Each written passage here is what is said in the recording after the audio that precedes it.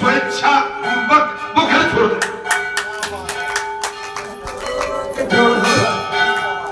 मेरे बाबा, काल जब धक्का देगा तब छोड़, काल जब धक्का देगा तब घर से बाहर निकाले जाते हो कि नहीं? मेरे बाबा,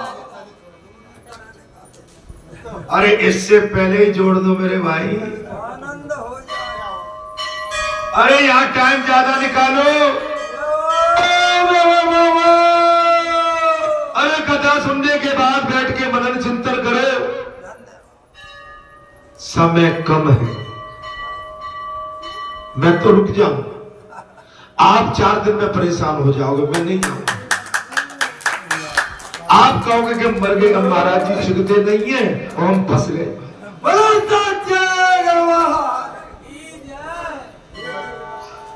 अगर मैं आश्रम में 10 दिन होके रात दिन रह गया महाराज,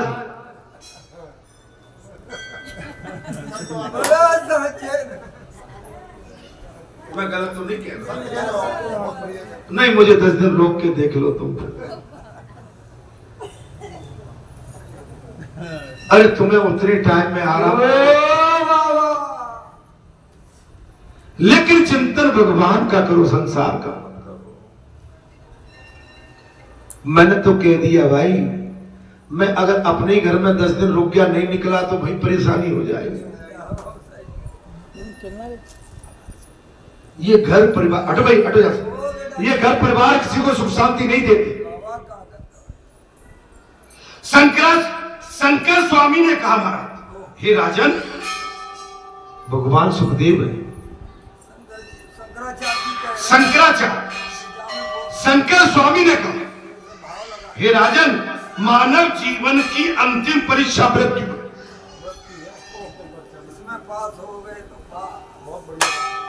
मानव जीवन की अंतिम परीक्षा क्या है? मृत्यु। मनुष्य की प्रतिक्षण मृत्यु होती रहती है। मृत्यु की, मनुष्य की हर क्षण मृत्यु होती है। जो प्रत्येक क्षण को सुधारता है उसकी मृत्यु सुधरती है। राजन, जो हर क्षण को मनुष्य सुधारता है उसकी मृत्यु भी सुधरती है, और जिसकी मृत्यु सुधर गई उसका जीवन उजागर हो जाता। जिसकी मृत्यु सुधर गई जीवन उजागर हो जाता। हमारे पूजनी महाराज कथा कह के निकले थे आसाम से। कहां से? आसाम में कथा थी। अब पूजनी महाराज जी बाई रोड थे, देहरादून रुक गए थे। उनकी बेटी थी वहां, ठीक है, देर रात हो चुकी थी, बेटी थी। बेटी ने आग्रह किया, पिताश्री रुक जाओ, टाइम पर्याप्त हो चुका था। महाराज जी के मन में आया, ठीक है, मैं आज विश्राम नहीं करता हूं। और देहरादून से हरिद्वार पास में ही है, बोले सुबह पहुंच जाओ। बस महाराज जी ने पानी जलपान किया है, चाय पान किया, और महाराज जी का स्वास्थ्य गड़बड़ हो गया। महाराज जी का स्वास्थ्य गड़बड़ हुआ, बेचैनी हुई, कुछ परेशानी शरीर में, बेचैनी हुई, चक्कर से आने लगे। महाराज जी ने कहा, मैं सफर करके लौटा हूं, शायद इस वजह से, थकान की वजह से मेरे को कुछ ये सब हो रहा है। लेटने के बाद भी महाराज जी का बता रहे, बोले पूरी जैसे लग रहा पृथ्वी घूम रही है। जब सुस्त पड़े, बेटी गई, क्या बात है पिताश्री? बोले बेटी, मुझे लगता है मेरा स्वास्थ्य गड़बड़ है। बेटी ने उनके दामाद साहब ने डॉक्टर को घर पे ही बुला लिया। क्या किया? घर पे बुलाया और उनका पूरा महाराज परीक्षण किया, हार्ट बीट एंड अदर जो भी उनकी धड़कनें थी, पल्स थी, हार्ट बीट थी, यथावत थी, बिल्कुल परपक्व थी, बोले कुछ भी नहीं है, थकान की वजह से होगा। ठीक है, रात्रि के बताते 11:30 बज चुके थे। बेटी ने कहा कुछ भोजन पानी ले लो। नहीं बेटी, थकान हो रही, इच्छा नहीं। अच्छा दूध ले लो। फिर दूध भी ढंग से नहीं लिया, कुछ लिया हुआ एक आध घूट। बोले बेटा जाओ, रात्रि बहुत अधिक हो गई, तुम सो जाओ। क्या कहा महाराज? सो बेटा सब। बस महाराज सोई है कि पता नहीं रात में कब श्री राम जी की कृपा हो। सवेरे के 5 बज गए, 6 बज गए। पहले तो सोचा रात को ज्यादा टाइम हो गया था, 11-12 बज गए थे, थके थे, शायद नींद लग गई हो। जब प्रातः काल नहीं उठे तो जाके जब बेटी ने प्रवेश किया अंदर तो महाराज जी बिल्कुल। अब आप जी मृत्यु कितनी सरल हुई होगी, भजन करके, और वो भी बेटी के घर में प्राण त्याग, कथा बांच माने विदिन टाइम जिसकी अंतिम मृत्यु सुधर गई उसका जीवन सुधर गया। महाराज जीवन सुधर गया। राजन प्रभु का स्मरण प्रत्येक क्षण अंतकाल तक करना चाहिए। कहां तक चल रहे थे? अच्छा ठीक। अंतकाल में अर्थात प्रत्येक पल में मनुष्य की मृत्यु होती रहती है। मनुष्य की हर पल मृत्यु होती है। सो प्रभु का स्मरण प्रतिक्षण करो। शंकराचार्य जी ने शंकर भाव में यही कहा है, भगवान शंकर के भाव में यही कहा है, अन्यथा जिसका जीवन निद्रा, धनोपार्जन, कुटुंब के परिपालन में गुजर गया है, उसमें उसे अंतकाल में वही सब कुछ याद आता है। सारा जीवन और जिसमें बीता है महाराज वो अंतकाल में याद आता है। राजन एक बूढ़ा बीमार हो गया, एक समय की बात है, एक बूढ़ा वृद्ध मनुष्य बीमार हो गया, उसका सारा जीवन द्रव्य आदि के पीछे बीतता है, द्रव्य आदि पदार्थों में लगा रहता है। अंतकाल नजदीक आया, उसके पुन्नाद कहते हैं कि पिताजी आप श्री कृष्ण गोविंद हरे मुरारी हे नाथ नारायण वासुदेव का जाप कीजिए। परिजन बैठे, परिवार वाले बैठे हैं, और अंतकाल में जब बीमार है तो परिवार वाले कह रहे हैं, बोले पिताजी आप अंत में कहिए, क्या कहिए? श्री कृष्ण गोविंद हरे मुरारी हे नाथ नारायण वासुदेव।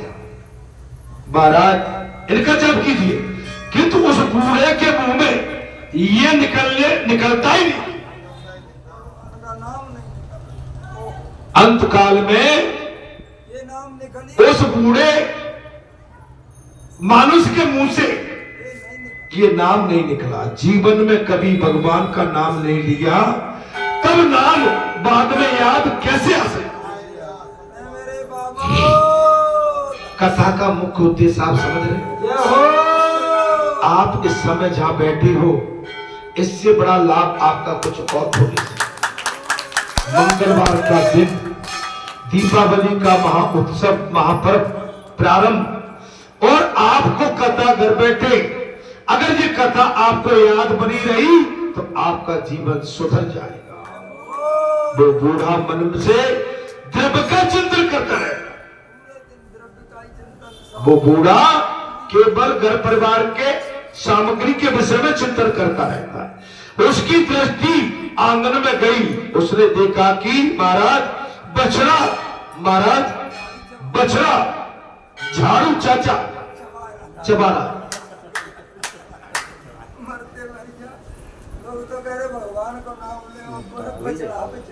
बोले भैया आंगन में बछड़ा झाड़ू चबा रहा है,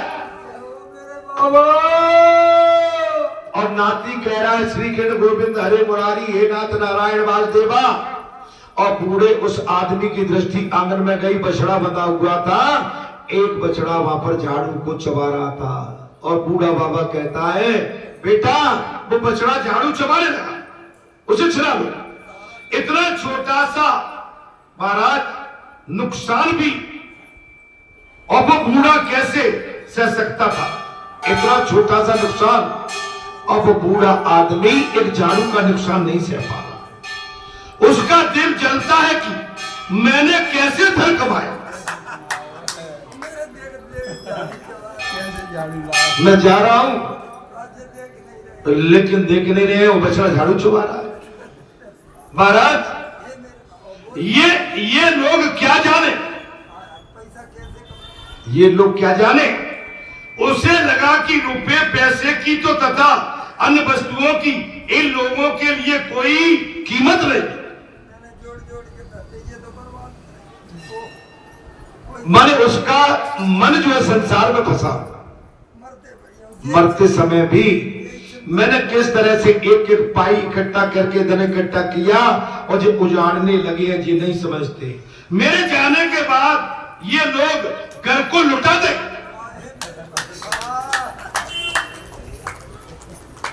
दादी और उदाहरण आपको क्या मिल सकता। वो बूढ़ा कुछ स्पष्ट बोलता तो सकता नहीं था, वो स्पष्ट बोल नहीं सकता था, इसलिए कुछ महाराज इशारे करने लगे। उसके बेटे ने सोचा कि पिताजी भगवान का नाम लेना चाहते हैं।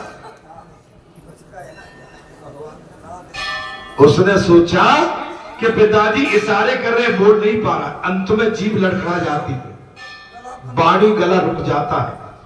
इशारे में लड़के ने समझा कि ये शायद भगवान का नाम लेना चाहते हैं, किंतु कुछ लोग कुछ बोल नहीं सकते। अरे दूसरे बेटे ने सोचा कि पिताजी कभी भगवान का नाम तो लेते ही नहीं थे।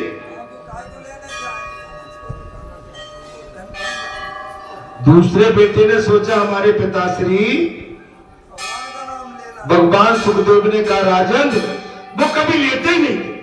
कुछ महाराज मन वसीयत बोले, वसीयत के बारे में कहना चाहते। मेरे पति कुछ लिखो भाई, वो झाड़ू तन को सारा वो झाड़ू चबाया। दूसरा बेटा सोचा मेरे बाबा कि वो वसीयत के विषय में कुछ बारे में कुछ कहना चाहते हैं, कुछ धन छुपा रखा होगा उसके बारे में कुछ कहना चाहते हैं।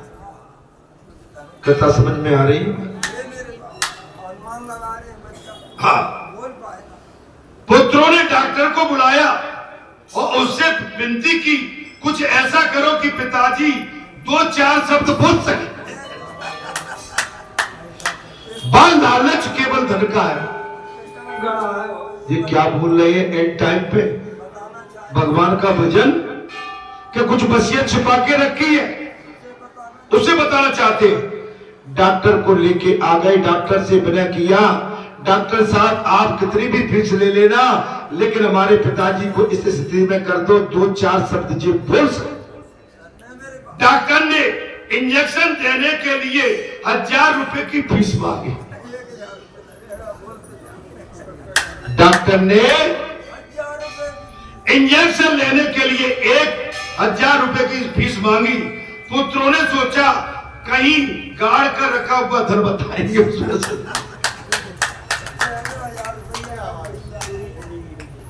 हमारे पिताजी ने कहीं धन को गाड़ के रखा होगा, उसे बता। अतः 1000 रुपए खर्च कर डालो। आज पैसा रखा इकट्ठा करके 1000 रुपए दे डाल। पिता की बात सुनने को सभी आतुर थे। दवाई ने अपना काम किया, कुछ शक्ति मिली तो वो बूढ़ा बोला सब मेरी ओर क्या देख रहे हैं, वहां देखो बछड़ा झाड़ू चबा रहा है। जी सरकार की मेरे गाय बेटियों को बछड़ा झाड़ू चबाया। 1000 रुपए झाड़ू बोले सब मेरी तरफ क्या देखते हो। भैया हाथ टेक के मत बैठ, अच्छा बैठ। बोले मेरी तरफ क्या देख रहे हो, देखो वो आंगन में बछड़ा झाड़ू को खा रहा है। और इस तरह बछड़ा झाड़ू झाड़ू बछड़ा करते करते बूढ़े ने शरीर त्याग।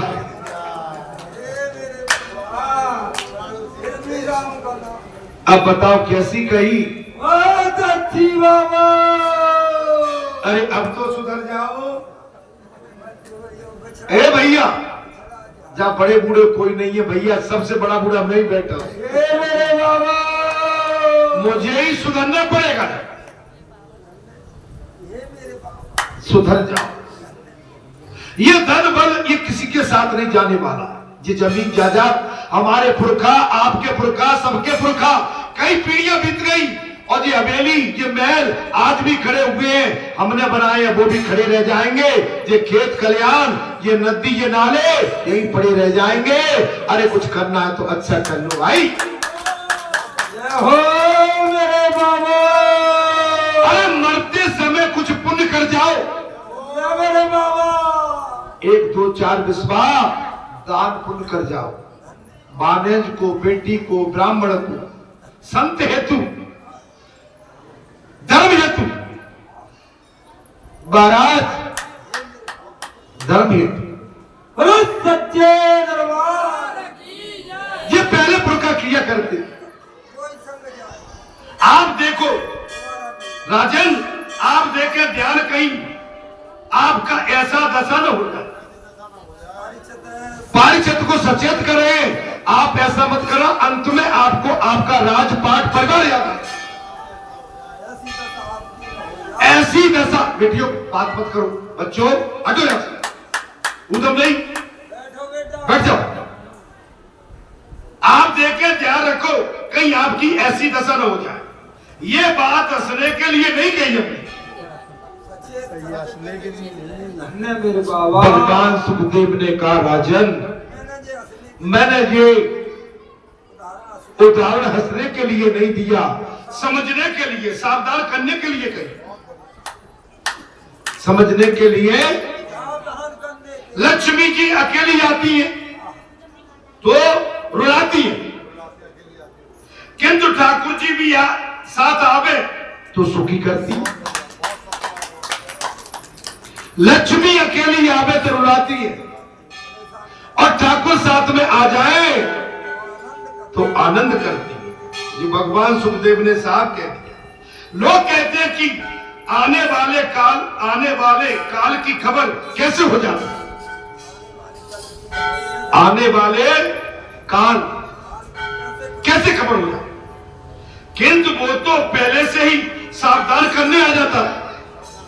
आपके घर में, आपके परिवार में लक्षण दिखने लगते हैं कि काल आ गया। अगर मनुष्य अन्न छोड़ दे, जल छोड़ दे, लिख लो 21 दिन तक जिंदा रहता है। कितने दिन तक? 21 दिन। 21 दिन के बाद जाना है। काल सभी को सावधान करता राजन, काल सभी को पहले से ही सावधान करता है, किंतु लोग मानते नहीं। अभी तो जीते, काल सामने खड़ा है, लेकिन फिर भी मानते नहीं है। काल आगमन के पहले पत्र लिखता है। काल आगमन से पहले आपके घर में, आपके मन में, आपके विचार में, आपकी चौखट पर, आपकी डायरी पर पत्र भेजता है, किंतु काल का पत्र पढ़ना कोई जानता ही। कथा कैसी लग रही है? बहुत अच्छी बाबा। लेकिन कथा का पत्र पढ़ना कोई जानता ही नहीं है। बाल श्वेत होने लग जाए, ये पहला पत्र। बाल श्वेत, काले मत करो, रंग के मत आओ। हमारी माताओं, अब पॉलिश मत चढ़ाया करो ऊपर। बाबा बंदरो, अब काले बाल मत किया करो। हाँ, अरे तुम्हारा बाबा भी तो सफेद करके बैठा है भाई। नहीं, नौकरी में जो सफेद निकल ही नहीं पाते थे, माने जैसे ही सफेद निकले टक, अब देख लो, अब तो रास्ते में बाबा, दादा, हाँ भैया, माने आपको इशारा मिल रहा है कि अब आप दादा बाबा बन गए। आप काले बाल करोगे, नकली अंकल कहेंगे। क्या कहेंगे? बोलो सच्चे दरबार की जय। अंकल का तो हमारा समय बहुत निकल गया, अब तो दादा है, बाबा है। बात मत रखो। हाँ, इससे कोई हमारी पहचान कम नहीं हो जाएगी। हाँ महाराज, किंतु काल का पत्र पढ़ना नहीं जानते। बाल श्वेत होने लग जाए तो मानो काल की नोटिस आ गया। हे मेरे बाबा, काल का नोटिस आ गया। और सुन लो, दांत गिरने लगे। और सुन लो, मुझे दूसरा नोटिस आ गया। हे मेरे बाबा, अगर दांत आप ही आप गिरने लगे ये भी काल का। तो मानो काल का नोटिस आ पहुंचा। हे मेरे बाबा, ये बात किसी ने बताई दादी आज हे तक? महाराज, अरे आप तो बड़े बड़े वेदाचार्यों के पास जाते थे कथा सुनने के लिए। माने 8 बजे से कथा चालू हुई है, 11 बज रहे, 3 घंटा में बगैर रोक के कथा चली है। और बड़े बड़े वेदाचार्यों के बीच में तो आधा घंटे में संगीत भी आ गया होता। महाराज और सावधान बनो, बूढ़े हो गए। अभी मेरी 10-5 दिन पहले छोटी बेटी से बात हो रही थी। मेरे बेटा अब बूढ़े हो गए। क्या बोलते पापा? अरे नहीं बूढ़े मत मानो बेटा, हकीकत को कौन छुपा सकता। फोन उसने नातनी को पकड़ा दिया। क्या कह रहे हो नानू? मेरे नानू कभी बूढ़े हो ही नहीं सकते। ये हो मेरे बाबा। नहीं बेटा, अब बाजा बज गया, नोटिस आ गया। तमाम बातें, एक नोटिस नहीं 2 नोटिस आ गए। अब तीसरे नोटिस पे तो भाई कुड़की हो ही जाती है। हे बाबा, हे मेरे बाबा। महाराज, हम आप सब चौथे पर में बैठे हैं। हम खूब कमा चुके, खा चुके, पी चुके, और जीवन में जो देखना था हमने सब देख लिया। हम उस समय की पैदाइश हैं जब भारत स्वतंत्र हुआ, जब भारत देश की पॉपुलेशन, जनसंख्या ओनली 38 करोड़ थी। 38 करोड़। आज जनसंख्या 150 करोड़। ग्वालियर की पॉपुलेशन, जब मैं 6वीं क्लास में ग्वालियर में पहुंचा था पढ़ने के लिए, केवल 2.5 लाख पॉपुलेशन थी। आज 25-30 लाख पॉपुलेशन। मैं अपने लिए नहीं कह रहा, आपने भी सबने देखा। आप समझ लो, गांव में स्थिति ठीक नहीं थी लोगों की। मलेशिया के कपड़े पहनते थे, ऑस्ट्रेलिया से गेहूं आता था लाल वाला, उसको खाते थे। दैनिक स्थिति थी, गरीबी थी, लाचारी थी, बेबसी थी। Depend to agriculture. हम केवल कृषि प्रधान देश है और कृषि पर डिपेंड थे। उस समय नौकरी चाकरी बहुत कम थी, व्यापार था शहर में बड़े व्यापारियों के लिए। लेकिन आप जैसे, हम जैसे मीडियम क्लासेस को ओनली फॉर कृषि, केवल कृषि। क्षमा करना, हम कृषि प्रधान हैं। महाराज,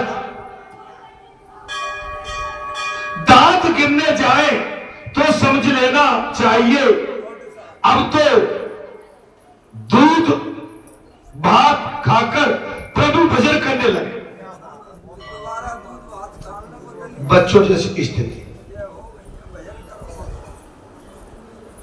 अभी आप विश्वास नहीं मानोगे, अगर कोई हार्ड चीज आ जाती है ना, हम खा नहीं पाते।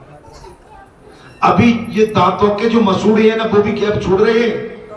कोई वैसी चीज है मसूड़ों में फंस के रह जाते।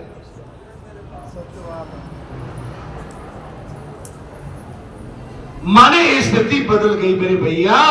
जबरई से अब आप अपना कुछ भी दिखावा करते रहो, लेकिन समय आपका इंतजार कर रहा है और काल आपके पीछे पड़ा हुआ है महाराज। लेकिन लोग नकली दांत बनवाकर इसलिए लगवाते हैं कि पापड़ खाने का मजा तो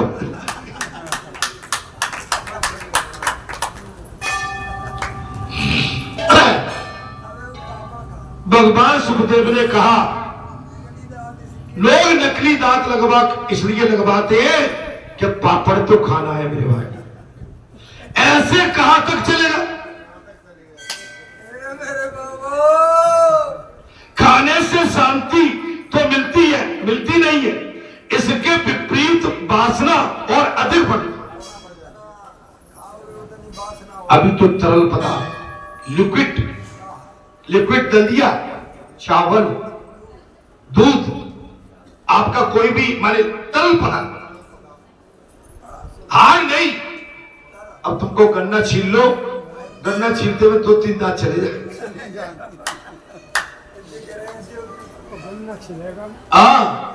कई लोगों के तो सामने के दांत चले गए तो हंसने में दिक्कत होती है बेचारे। मेरे बाबा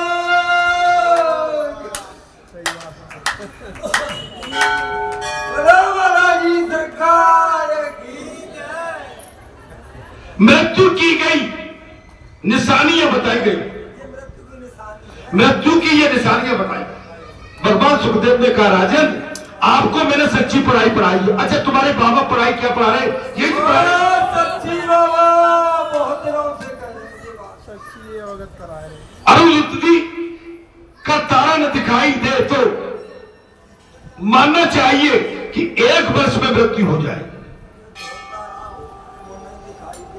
अगर आसमान में आपको तारा दिखाई नहीं दे तो समझ लेना 1 साल में मृत्यु तय है। जी कथा सुन ले बिल्कुल। भगवान सुखदेव कह रहे स्वप्न में कीचड़ में शरीर दसता हुआ दिखे मानो कि 9 महीने में मृत्यु आ जाए।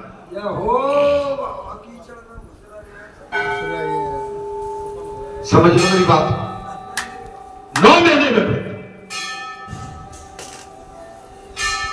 स्वप्न में कुमार के हाथी अर्थात गधे पर सवारी करने का दृश्य दिखाई दे तो मानो कि 6 महीने में मृत्यु आ जाए। कुमार गधे पर बैठा हुआ 6 महीने में मृत्यु आपके पास आ जाए। कथा सुन लो। जो भगवान सुखदेव राजा परीक्षित को हरि की पौड़ी गंगा के तट पर कथा और बालाजी भगवान बालाजी के प्रांगण में आपको वही कथा सुना।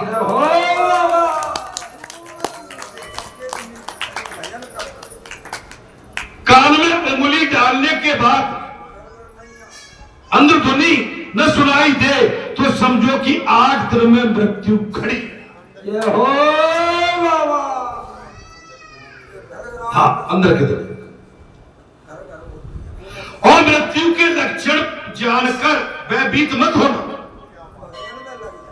भगवान सुखदेव ने कहा राजन मृत्यु का सामने आता देखकर भयभीत मत होना, सावधान होने के लिए ही ये लक्षण बताए गए। हम में से हर आदमी परीक्षित है, इसलिए भगवान सुखदेव या बालाजी व्यासपीठ से आपको जे आपकी मृत्यु जीवन के लक्षण बताए गए, इससे कभी भयभीत मत होना, सावधान होने के लिए ही ये भागवत की कथा है।